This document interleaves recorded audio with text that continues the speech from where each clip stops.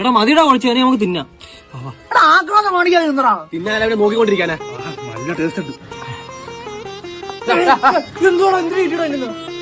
പെട്ടെന്ന് തീർന്നു പോയില്ലേ? എങ്ങനെ തീരായിരിക്കും? നിന്റെ ഒടുക്കത്തെ തീറ്റയാർന്നോ? എന്തായാലും നല്ല എരി ഉണ്ടായിരുന്നു. ശരിയാന്ന് പറഞ്ഞ മാക്കരി അമർന്നുണ്ടല്ലായിരുന്നു. ഞാൻ വീട്ടിലോട്ട് നേരിട്ടുണ്ട്. എടാ പിന്നെ പട്ടിക്ക് ചോറ് കൊടുക്കാൻ മറന്നുപോയി. ഞാൻ ചോറ് കൊടുത്തിട്ട് വരാം. ഇതൊന്നല്ലേ ഇത് എങ്ങോട്ടേ പോകുന്നത്?